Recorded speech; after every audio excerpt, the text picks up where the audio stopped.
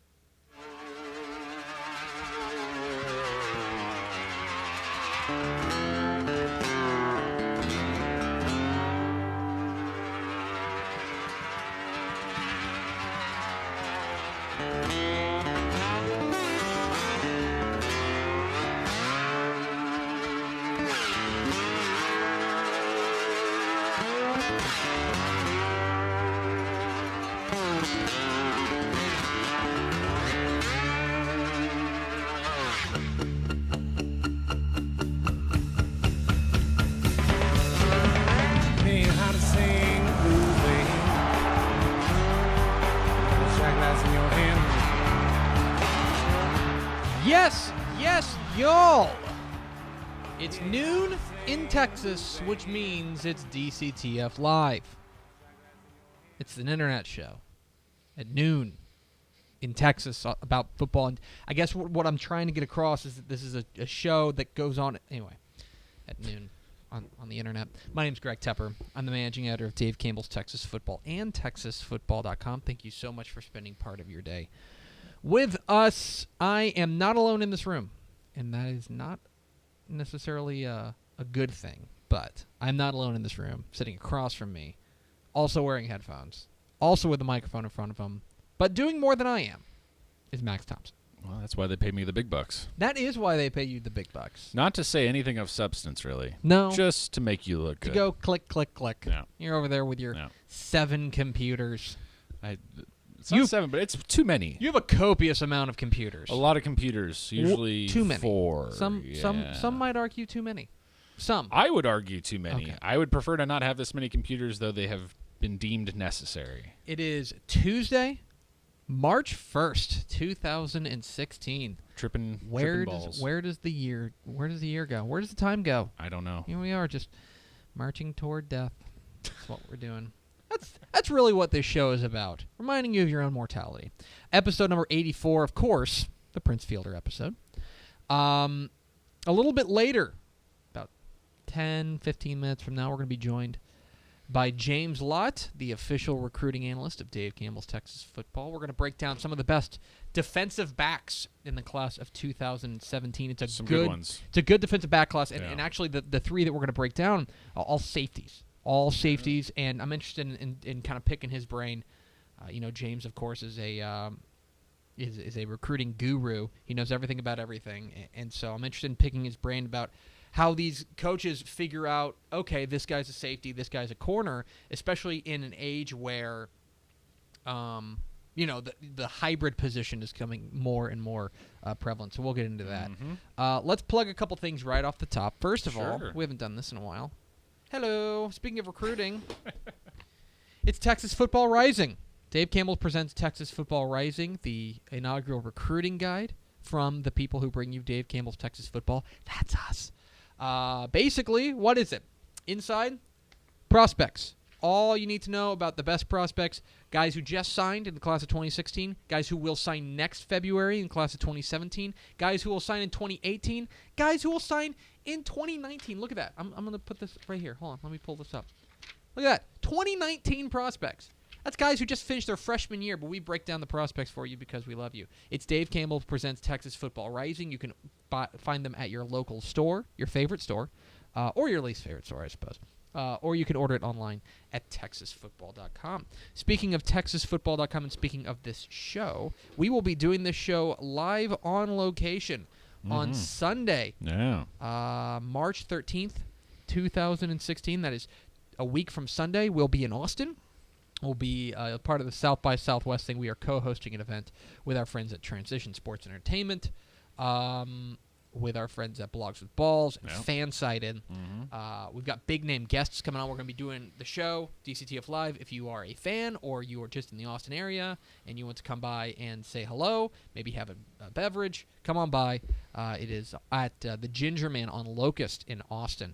That is going down at 6:30 p.m., starting at 6:30 p.m., although we'll be going all night.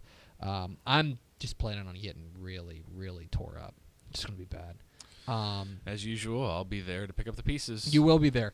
Actually, I think Tep Wife is going to be there as well. So I got to kind of dial it back a bit. So that is South by Southwest. More to do less. I believe it's called Sunday Night Lights. It's going to be at the Ginger Man, 6:30 p.m. Ginger Man on Locust in Austin, 6:30 p.m.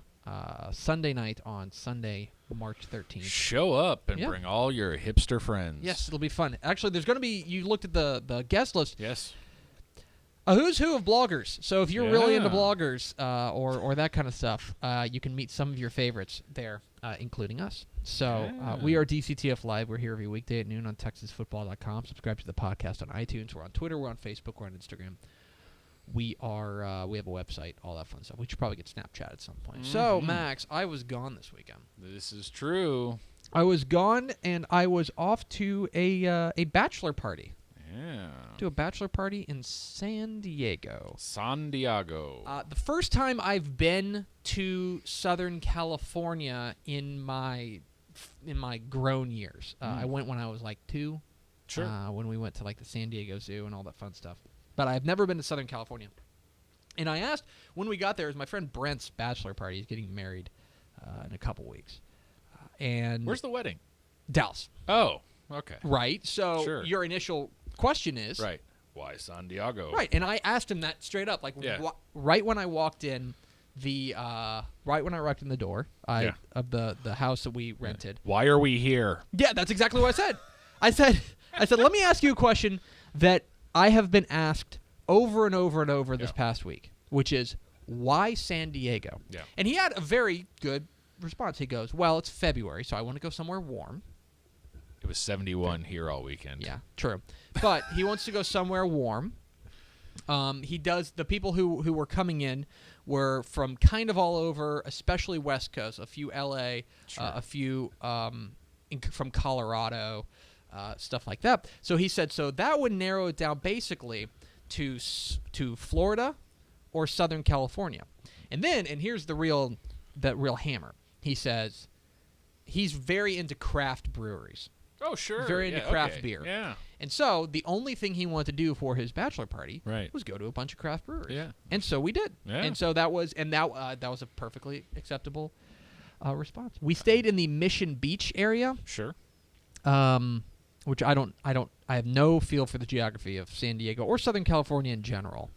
But I know that we stayed in a house that was about 300, 400 yards from the edge of the beach. Nice. So, if you walked for about 2 minutes that way, you would have hit the beach, which was nice. Yeah. And I'll tell you, I get it. You know, I totally get it. When people say, "Oh man, I just love Southern California. Just love the feeling there." And I absolutely get it. That's it's a beautiful part of the country. Yep. The beach is great. I've long been kind of tenuous on whether or not I would live by the beach. Okay. You know, it's very expensive, right? That's the big the big deterrent. The big thing here is you can't afford to live by the beach. Correct. Right. But I totally get it, and maybe it's just because I've spent the last 2 of the last 3 weekends by a beach. But I'm gonna go on record. Let me look directly in the camera and I say this. Oh, man. The beach, pretty great. I'm pro beach. Controversial pro opinions beach, here on yeah. DCTF. So it was actually, I'd love to tell you that I had a wild story from the bachelor party, but I don't. We essentially just went to craft breweries. I will tell you one story that came about. So this was Friday night. I was the last one to get in of the group of 8. There were 8 of us. Okay. I was the last one to get in because I have a job. Yeah. I do it for you guys. Yeah. And so, get off my plane, grab an Uber, take it to the house. And at this point, everyone has got a head start on me, if you know what I mean. Yeah. Everyone's kind of got a head start. You got to play catch up. Yeah, I got to play catch up. Yeah. I got to play catch up. And so the only thing that we have really on the schedule for the entire weekend, really, was that we had dinner reservations on Friday night. Sure. At a nice place. So we all pile in a couple Ubers. Everyone else is feeling good. Yep. Feeling good. I'm trying to catch up. Get to the restaurant, and really nice restaurant. I sit down and I order a drink, and I order braised short ribs. Ooh. Oh yeah, I'm feeling fancy. I'm feeling good. Fat and sassy. This is gonna be great. I'm really excited. Like basically, right after I put in my order, the Bachelor, if we will, starts. I think it starts to catch up with him that he didn't eat lunch. And so he's not feeling good. Oh, no. He's not feeling good. He runs off to the bathroom and kind of does what he needs to do. Takes care of some business. Okay. Comes back and he's like, dude, I just don't feel good and stuff. I go, well, you know what? I'm the most responsible in the present state person here. Yeah. I'll take him back. I'll fall on the sword. Noble. If you could please box up my dinner and bring it back, because I want those short ribs. Yeah. Grab an Uber. We're in the Uber, and I'll tell you that the Uber driver, I think he saw the writing on the wall. Yeah. Because I think he saw him kind of needing a little bit of help, grabbing onto me and getting into the car, and then Uber driver's not excited about this. He was kind of doing the thing where he's throwing his head back and like, stuff like that. So but if you're the Uber driver, you have one of two options. Yes. You can either drive very slowly and carefully, which will take more time, but it'll jostle the car around less. Right. Or go as fast as possible and gamble. And he chose the latter option. Oh, because he gunned it. Man. I'm talking, he's going easily 10, 15 miles over the speed limit on every road. Oh, no. But whether it's the highway or the byway or whatever it is. No. And so he's getting us there. It's probably about a 20-minute drive. He makes it about 15 minutes. Okay. And we come to a stop sign. It's like the last stop sign before we get there. Yeah. The Bachelor, we get to a stop sign, and we're probably about 5 blocks away. The Bachelor reaches for the window, and I go, "This is good. We're good."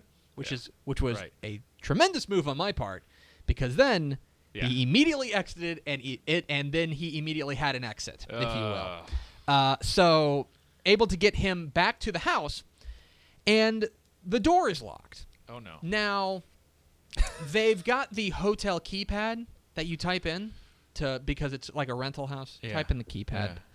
Yeah. But it's not working. I keep. Oh no! I'm like, it's not working. Uh-oh. So I end up at 9:00 at night having to call the owner and say, "Hey, what's going on? Like, why can't I get in?" Yeah. We end up sitting outside the house for about an hour. Luckily, it's San Diego, so the weather's beautiful. Yeah, it's beautiful. But we're sitting outside the house. I'm like, okay, well, this sucks. The owner shows up, and literally 1 minute behind him is the rest of these chuckleheads. So I missed everything, and I was even thinking, I'll at least sit on the couch. I'll get him up and laying down. Yeah. I'll sit on the couch, maybe enjoy a beverage or two, and then watch TV and just relax a bit. Yeah. So he's able to figure out that what had happened was that somebody threw the deadbolt on the lock. No. And I think it was the Bachelor. Oh no! I think he threw the deadbolt before we left. Oh jeez. So I'm sitting up. I'm like, okay, well, this has just been a nightmare of an evening. I just want to relax, and I need to go. I'm really excited for my food. So I get him up into bed, and kind of get him settled. The Bachelor, come back downstairs. I'm talking to the guys, and one of the guys, a guy I know from high school, a buddy of mine from high school. He's over there. He's eating something. Your ribs, that mud. Oh. I turn to him and I go, "Dude, is that my dinner?" Oh wow. And he's like, yeah, I guess it is. Which is honestly, wow, that's the biggest jerk move I've ever seen. Wow, you volunteered to help the guy out, and then the other friend's like, "Whoa, thanks for your ribs." He ate like half of it. No, I'll tell you. Oh, I was not, dude. The other half was excellent. But my goodness, I was so that's my wild and crazy. Wow, bachelor I'm sorry party. I missed this. We went to a bunch of breweries the next day. San Diego, just my goodness, it's beautiful. And we went to one of them over by Petco Park. You know, I'm a baseball nerd, so I got to walk around Petco Park, which was great. And yeah, it was fun. I highly recommend it if you ever have the means or excuse or reason to go to San Diego. Right. By all means, do it. It will be it'll be a lot of fun. So I highly recommend it, and I totally get it. I totally get why people move to San Diego. Oh yeah. Kind of called my wife and said, "Hey, why don't we just up and leave? We'd be homeless, but other than that, there's no downside." So that's what I thought. Anyway. We are DCTF Live. We're here every weekday at noon on TexasFootball.com. Subscribe to the podcast on iTunes. It's the iTunes podcast that's shooting up the charts. I can't confirm or deny that. Follow us on Twitter at DCTF, like us on Facebook, Facebook.com/Dave Campbell's. Follow us on Instagram, Instagram.com/Dave Campbell's. And, of course, see us at TexasFootball.com. You want to make a phone call? Oh, I thought he was calling me. That's I think you're calling him. Oh, well... Do you not have... I was really planning... No, I have his phone number. Okay, gosh. Jeez. So, a little... by the way, Matchup Monday, which is our hypothetical matchup between the 2013 Allen Eagles and the 2015 Katy Tigers, still up on the site. So talk about climbing the charts. Yeah. A lot of people into that one. A lot of people... I mentioned yesterday that things could get a little terse, a little saucy.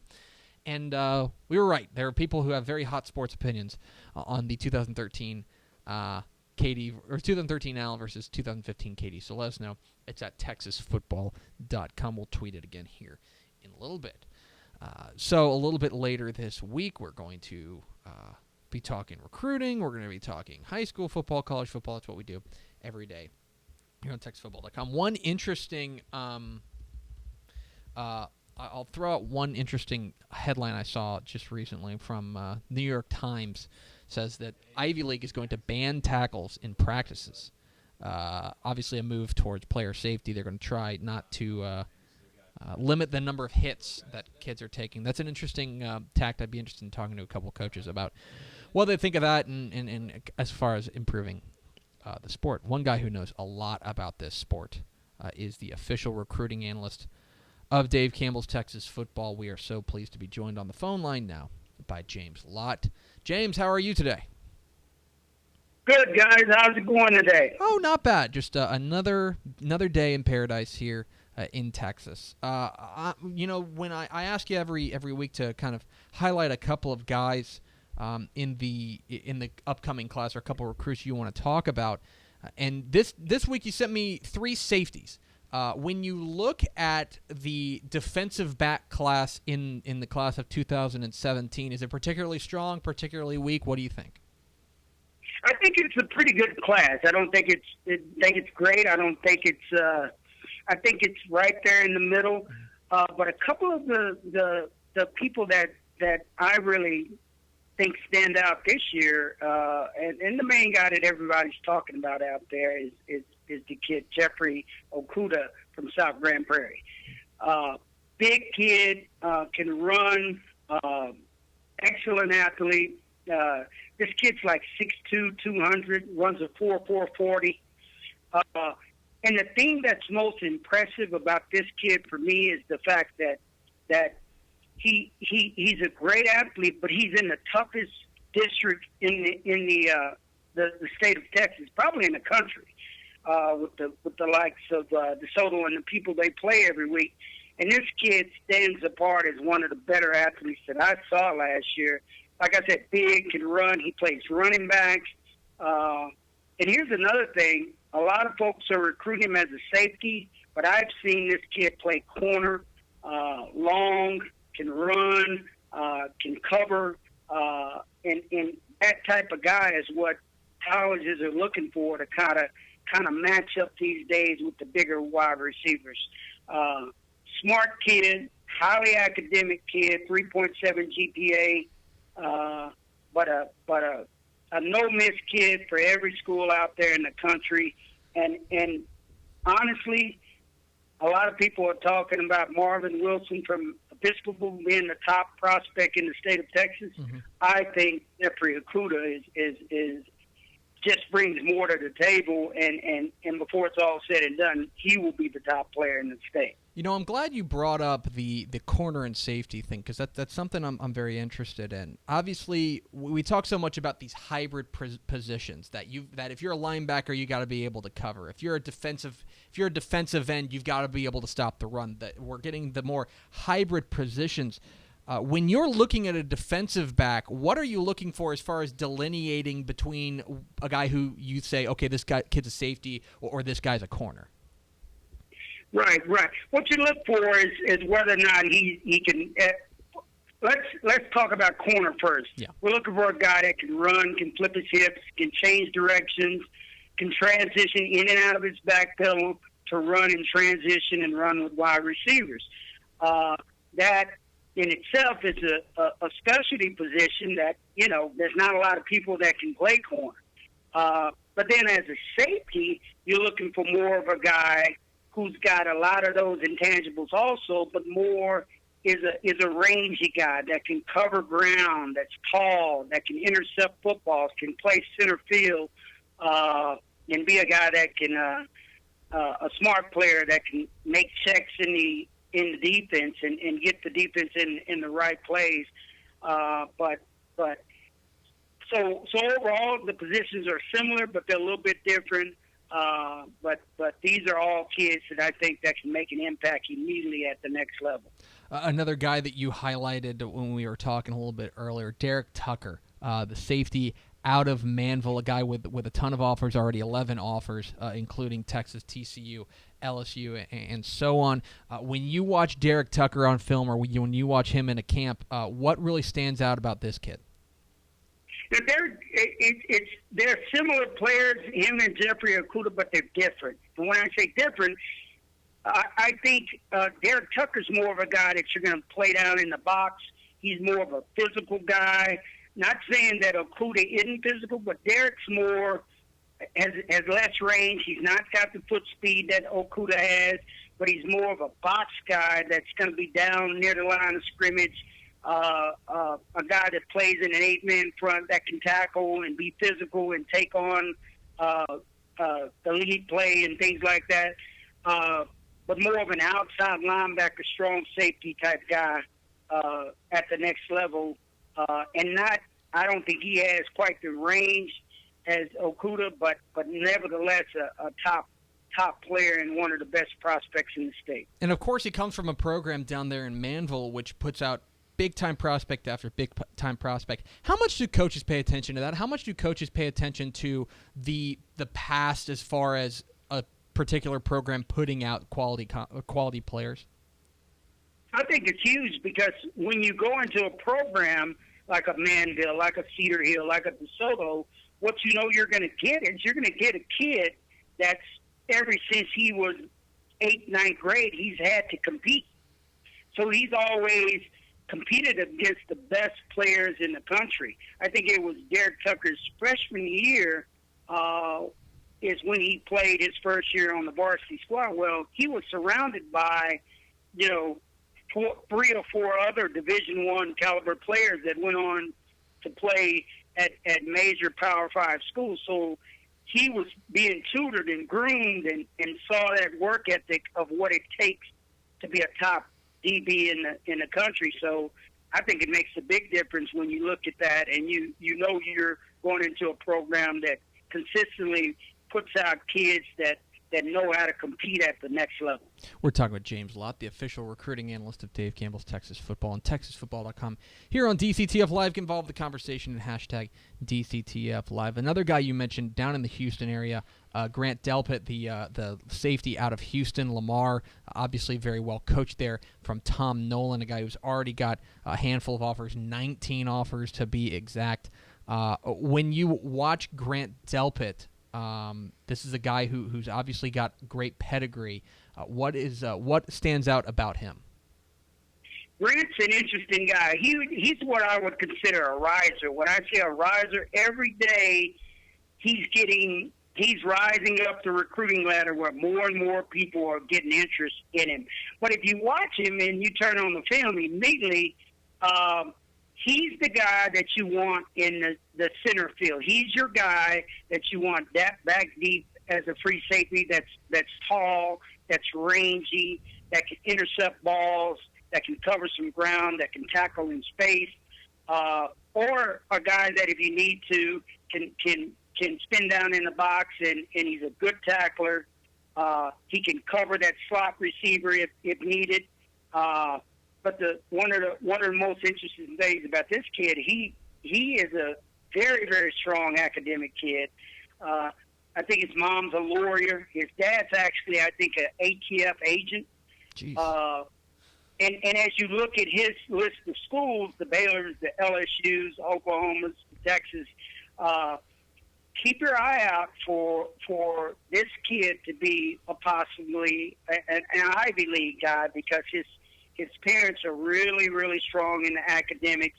So the Yales and the Harvards, and I think he got an offer from both of them here recently, have kind of come into the fold as possibilities.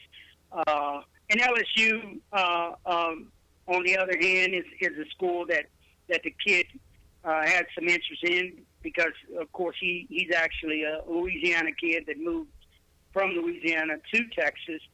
So he's got those ties there to Louisiana. But a very, very rangy kid that's going to be a highly touted guy that I think is a riser, and at the end of the day is going to be one of the top guys in the country before it's all out. And when you look across the state at the state of these college football programs on the FBS level, you see a lot of offensive-minded squads. You see, Texas Tech, Baylor, TCU to a certain extent, Houston for sure. A few others that are very offensively minded. When they're going in and recruiting these defensive guys, does that make their sell job a little bit harder? I think it. I think it does in a way, because they're not always where you have Texas. That's a defensive-minded school that, of course, goes in and it's all about defense. So you would think they would have the advantage. But I think these schools all do such a great job in these high schools with these relationships with these coaches. Each time they go into a household, they've got to overcome scenarios where they got to talk about their positives and their weaknesses. And I think at the end of the day, the positives of going to a Baylor, or the positives of going to TCU, although they may not in the past be a place where it is necessarily defensive mind, but, in the long run, those kids know they can go somewhere and get a great education and have a great college football playing experience. He is James Lott. He's the official recruiting analyst of Dave Campbell's Texas Football and TexasFootball.com. He joins us every Tuesday here on DCTF Live. James, appreciate your time, and we will catch up again next week. Okay. Thanks for having me, guys. There he goes, James Lott, official recruiting analyst, Dave Campbell's Texas Football. Follow him on Twitter at JL Scouting. I know Jeffrey Okudah is a name that Recruitniks have known for quite a while. That's interesting that he thinks he could be the best prospect in the state. Yeah, it's not a big surprise. I mean, well, it's not a big surprise in the sense that we've seen a lot of these reports over the last few months.